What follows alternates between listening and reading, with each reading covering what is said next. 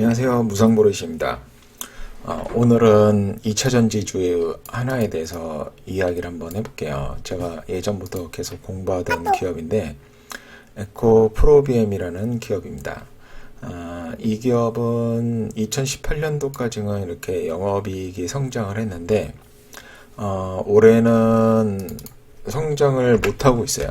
못하고 한 이유가 뭐냐면 2018년에 이렇게 영업이익이 급격하게 증가한 것은 그 무선 파워툴 있죠. 전동 공구 이런 게 아주 많이 팔리다 보면서 이익이 증가했는데 올해는 작년이죠. 2019년도에 3분기 누적으로 보면 뭐 영업이익은 오히려 꺾일 것 같아요. 꺾일 것 같은 이유가 뭐냐면 일단은 전동공구가 그동안 많이 팔렸으니까 이제 그만큼 성장률이 좀 떨어졌고, 물론 뭐 무선 청소기라든가 이바이크라든가 이런 부분에 있어서 매출이 계속 나올 것으로 예상해서 장기적으로는 괜찮아질 거라고 보고 있습니다. 그리고 EV양 쪽으로 매출이 있는데 생각 외로 지금 전기차가 작년에 그렇게 많이 안 팔렸죠. 그래서 또 EV양 매출 비중이 그렇게 큰 포션을 갖고 있지도 않아서 작년까지는 2019년도까지는 매출액이라든가 뭐 영업이익 성장이 없었다. 하지만 올해부터는 아마 좀 달라지는 모습을 보여주지 않을까 그런 생각이 듭니다. 뭐냐면 이렇게 보시면 에코프로비엠의 전체 매출 중에서 non-IT 비중이 약 74%, 75% 정도 됩니다. 그러니까 파워툴이라든가 뭐 무선 청소기, 뭐 노트북 배터리 막 이런 거에 사용되는 거, 노트북 배터리 아니에요. 이런 쪽에 사용되는 게 약 75% 정도 되는 거고, EV양이 약 21% 되고, ESS양은 3.2% 됩니다. 근데 뭐 작년에 망했죠, 이쪽은. 에코프로비엠의 특징은 뭐냐면 다른 양극재와는 다르게 오로지 하이니켈만 합니다. 그래서 NCA라는 제품도 811, 이 하이니켈, 니켈이 80% 비중으로 하는 거고, NCM, 요즘 이제 전기차에 많이 사용되는 거죠. 그 CSG라는 이름을 붙였는데, 일반 NCM 대비 어떤 뭐 성능이라든가 안정성 이런 거가 훨씬 더 좋다고 얘기를 합니다. 뭐 회사 측 얘기죠. 그래서 이쪽이 하이니켈만 이렇게 비중된 것만 만들어서 이게 에코프로비엠의 아킬레스건이 된 게 아닌가 싶어요. 왜냐면 요거를 보시면 이제 뭐냐면 에코프로비엠의 분기 보고서에 보면 이런 그림이 나옵니다. 어떤 그림이냐면 현재 전기차에 채택되고 있는 NCM이 주로 523하고 622까지입니다. 그리고 NCA도 이렇게 이제 NCA가 2위를 차지하는 거는 뭐냐면 테슬라에 납품되는 거는 테슬라에 적용되는 거는 원통형 NCA 전지거든요. 그래서 이렇게 되는 거고, 이 테슬라 제품을 빼면 523과 622이 주력으로 지금 현재 채택이 되고 있고, 이런 것들이 약 622이 400km 전후 정도 이렇게 주행거리가 나온다고 보면 돼요. 근데 811만 한다는 거죠. 에코프로비엠은 굉장히 낮죠. 물론 이제 폭발적으로 지금 증가는 하고 있습니다. 개인적으로는 결국 그 하이니켈로 더 622보다 훨씬 높은 811 쪽으로 가지 않을까 이렇게 생각하는데, 아직까지는 뭐 안정성이라든가 보수적인 그 자동차 산업의 어떤 그 포지션을 봤을 때 뭐 급격하게 이렇게 811을 채택할 것 같지는 않습니다.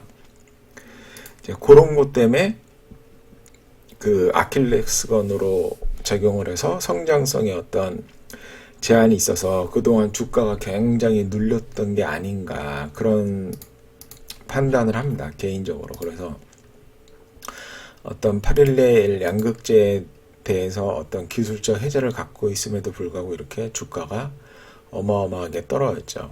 엄청난 그 하락을 보여줬는데 오늘 완전히 다른 모습을 보였어요. 오늘 거래량도 엄청나게 터지고, 그래서 잠깐 보면 좀 이 NCM 811에서 좀 어떤 기술력을 갖고가 있고, 현재는 전기차에 이렇게 5236들이 주로 채용되고 있는데, 뭐 앞으로는 811 쪽으로 갈 것이다 이렇게 보고요.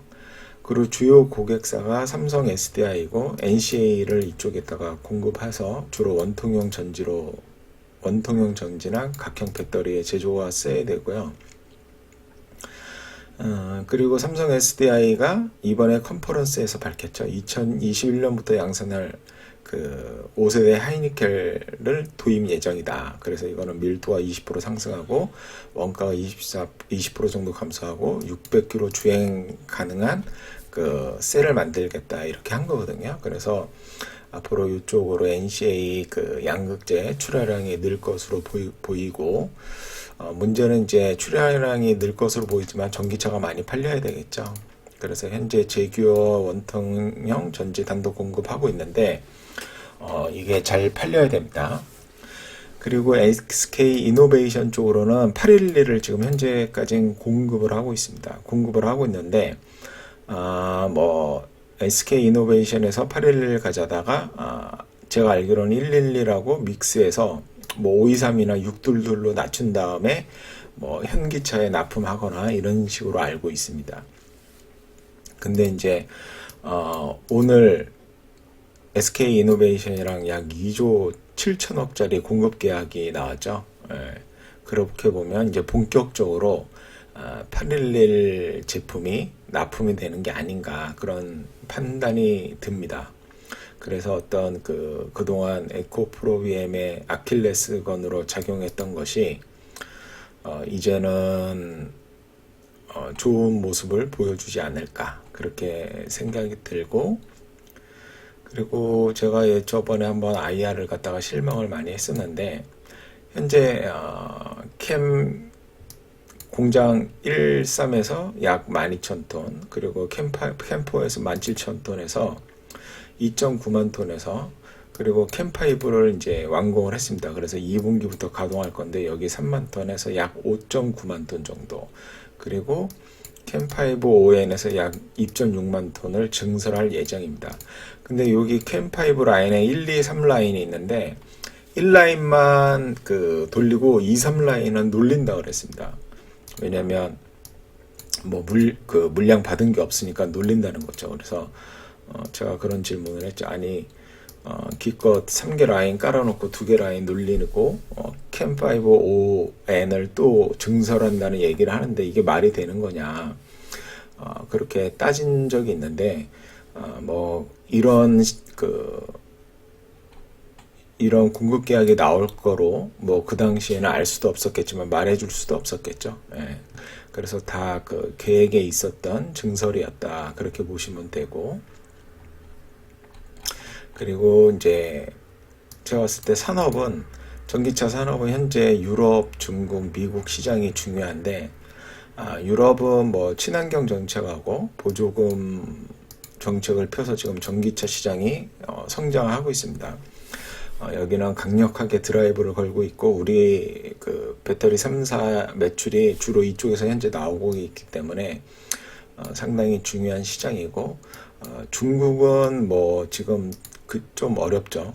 보조금도 삭감해서 전기차 판매량도 줄었는데 불구하고 아직도 자국 산업 보호 때문에 우리는 셀이 사용되지 않고 있죠. 그래서 이 시장이 빨리 열려야 되는데 당분간 뭐 쉽지는 않을 것 같습니다. 근데 중국이 아무리 자국 산업 보호를 위해서 그렇게 했는데 불구하고 어떤 기술력이나 이런 게 잘 안 돼서 지금 청산되는 기업들이 상당히 많습니다. 뭐 CATL이나 BYD 빼고는 나머지는 거의 청산이 되는 수준으로 있기 때문에 아마 중국 정부에서도 밑받은 독에 계속 물 붓기는 어렵겠죠. 예, 우리 거 배터리 사다가 잘 해서 산업을 키우는 게 훨씬 낫다고 볼 겁니다. 아마 나중 되면, 바로는 쉽지는 않겠지만.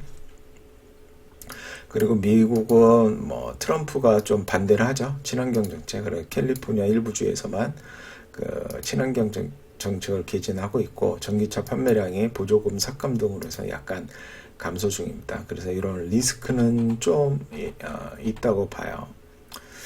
그렇게 보시면 되고, 개인적으로 뭐 일단 투자 아이디어는 그겁니다. 에코프로비엠의 투자 아이디어는 유럽 친환경 정책으로 전기차 시장이 성장 가속화가 될 것이다 라는 거고, 그리고 전기차 시장이 성장하려면 그 내연기관차 대비 어떤 그 소비자가 선택할 수 있게끔 내연기관차 대비 어떤 뭐 가격이라든가 성능이라든가 이런 부분에 있어서 뛰어나야겠죠. 그래야 소비자들이 선택할 수 있는 거니까.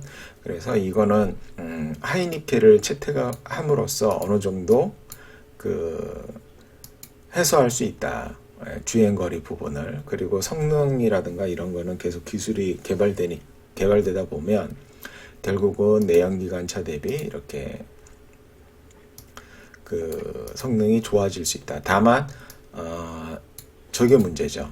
유가가 계속 하락을 하게 되면 어떤 내연기관차에 대한 그 유지 비용이 감소하기 때문에 다시 그 전기차가 조금 단점으로 작용할 수도 있습니다. 하지만 친환경 정책이 너무나 강력해서 어느 정도 그 뭐랄까요, 뭐 이산화탄소 배출량이라든가 이런 것 때문에 전기차를 팔 수밖에 없는, 소비자가 선택하지 않더라도 전기차 완성차 업체에서 전기차를 팔 수밖에 없는 그런 상황이 전개되고 있어서 개인적으로는 좋게 보고 있습니다. 그리고 아직까지는 내연기관에 비교해서 경쟁력이 좀 낮죠. 굳이 전기차를 소비자 입장에서 선택할 이유가 없습니다. 저렴하지도 않고.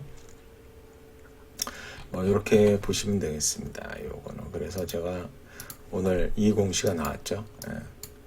하이니켈계 NC, 하이니켈계라고 써놨군요. 그 811이 맞네. 811이 맞고 2조 7천억짜리, 그리고 총 4년 계약입니다. 4년. 그리고 SK이노베이션의 국내 및 해외 공짜 이렇게 돼 있고, 그래서 제가 블로그에 간단하게 이렇게 적어놨습니다. 오늘 2조 7,412억짜리 계약 공시를 했고 4년간으로 해서 단순을 하면 6,853억이죠. 그래서 작년 3분기 누적 매출액이 약 4,100억 정도 되고 18년 매출액이 5,892억인데 이거는 삼성 SDI 쪽 납품이 거의 한 70%, 80% 정도 됩니다. 그러면 SK이노베이션 쪽하고 뭐 일본 쪽 수출하는 거 빼면은 이 금액의 뭐 한 20% 정도 될까? 아마 그 정도 될 것 같습니다. 그러면 이 계약 공시가 어마어마한 규모라는 걸 알 수가 있죠. 알 수가 있고, 올해부터는 삼성 SDI도 이부양으로 적극적으로 배터리 출하가 될 것으로 예상을 하고 있고, SK이노베이션도 공급 계약이 어디 갔어? 공급 계약이 보시면 1월 1일부터입니다. 그쵸? 1월 1일부터인데 이제 한 달 있다 냈구나. 1월 30일 날 수주 계약 날짜. 그러니까 바로 납품이 이제 진행이 된다는 뜻이겠죠. 그래서 뭐 이제 본격적으로 8.11의 시대가 개화가 된 게 아닌가, 그런 그 판단을 해볼 수가 있습니다.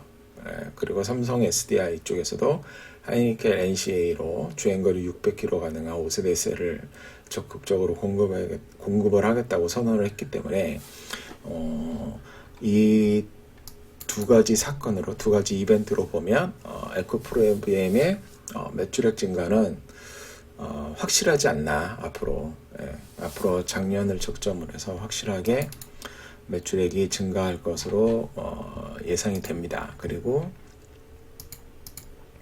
이건 뭐 주가 분석이라는 거는 뭐 이제 같이 투자를 한다는 분들은 뭐 이런 분석을 하진 않겠지만, 보시면은 이날 첫 상장날 약 2천억 정도 거래대금이 터졌는데 오늘 1,824억 거래대금이 터졌죠. 그리고 약 21% 가까운 상승을 보였습니다. 이거 뭐 기술적 분석을 해보면 개인적인 판단으로는 이런 거래 대금과 이런 장대 양봉이 다양한 이유로 생겨날 수 있습니다. 그러니까는 뭐냐면 오늘 휴비스라는 기업이 있습니다. 뭐 허접한 기업이에요. 왜냐면 뭐 이런 거 보면 아시겠죠. 예전에 투자했다가 제가 팔고 나왔는데 얘도 오늘 거래량이 터지고 장대 양봉이 나왔습니다. 근데 이유가 뭐냐면 마스크 소재 생산 확대 기대감의 상입니다. 그러니까 이거 뭐냐면 말도 안 되는 이유로 거래량이 터지고 장대 양봉이 쓴 거죠. 이런 것도 물론 앞으로 주가가 계속 잘 갈 수 있습니다. 왜냐하면 이게 죽지 않으면 그 우한 바이러스가 죽지 않으면 이게 계속 갈 수 있는데 여기에 큰 의미를 투자하는 입장에서는 큰 의미를 부여할 수 없다. 도대체 뭐 마스크를 생산해봐야 얼마나 생산할 것이며 이익단에 얼마나 변화를 주겠습니까? 그게 제가 개인적으로 봤을 땐 별로 그럴 것 같지는 않고 근데 에코프로비엠 같은 경우는 오늘 이 거래량과 이 장대 양봉이 그 어떤 그 주가 상승에 어떤 좀 의미 있는 그 결과가 아닐까 싶어요. 왜냐하면 앞으로 매출액 증가와 그에 따른 이익 증가가 확실하게 나올 수 있기 때문에 그렇게 생각을 합니다. 그래서 단순히 거래 대금과 뭐 장대 양봉이 섰다 그래서 이제 앞으로 추세 상승할 것이다 뭐 이런 얘기가 아니고 거기에 합리적인 이유가 있는 거죠. 오늘 2조 7천억짜리 계약 그 공시와 그리고 삼성 SDI에서 NCA 하이니켈 NCA로 주행거리 600km 갈 수 있는 배터리셀을 공급하겠다. 이런 내용으로 볼 때 에코프로비엠의 매출액 증가와 이익 증가는 거의 확실하다. 시장이 그거에 대해서 오늘 확신을 했다. 개인적으로는 그렇게 판단을 합니다. 그래서 만약에 이쪽 2차전지 쪽에 그 관심이 있는 분이라면 제가 뭐 여기서 간단하게 그 정리를 해드렸지만 한번 개인적으로 공부를 해보시고 제가 하는 생각에 어떤 그 동의를 하신다면 한번 투자 기회를 잡아보시는 것도 나쁘지 않다고 생각합니다. 자, 오늘은 에코프로비엠에서 말씀을 드렸는데 뭐 제대로 말씀을 드린 건지는 모르겠지만 일단 그 괜찮은 기업이니까 잘 살펴보시고 투자를 한번 결정을 해서 수익을 내시기를 기대하겠습니다. 개인적으로 저는 현재 가지고 있고요.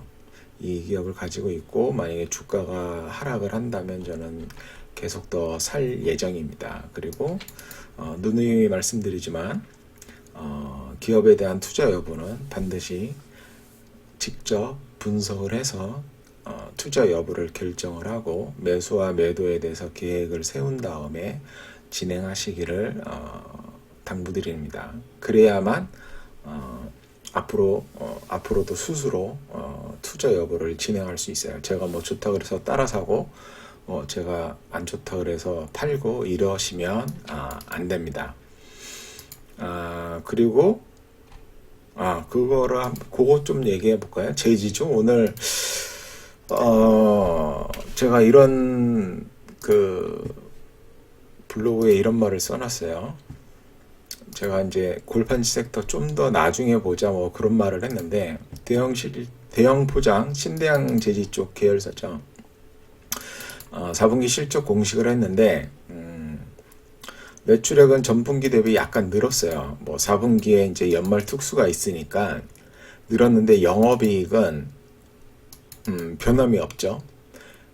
분명히 폐지 가격은 계속 떨어지고 있는데 영업이익이 변함이 없다는 것은 판가가 그만큼 하락했다는 뜻일 수가 있죠.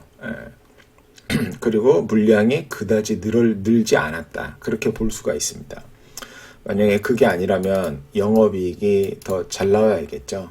그리고 전년 동기로 비교해 보면 매출액이 감소했습니다. 그리고 영업이익은 증가했고요. 이거는 뭐 뭐냐면 이제 동기 대비 스프레드는 벌어진 게 맞습니다. 작년 동기 대비는. 그리고 전분기 대비는 스프레드가 거의 유지됐다는 뜻이고, 그리고 판가가 하락했죠. 분명히 제가 판가가 하락했다고 말씀드렸으니까. 그럼에도 판가가 하락했는데 매출액이 감소했다는 것은 판가 하락분만큼 물량이 늘지 않았다. 작년 동기 대비로는. 그렇게 한번 판단을 해볼 수가 있습니다. 그리고 손익구조 공시를 보면 제품 판매 단가 인하가 됐고, 제조원가 원재료비 인하, 제조경비 절감으로 인해서 영업실적 당기순이익은 개선이 됐다.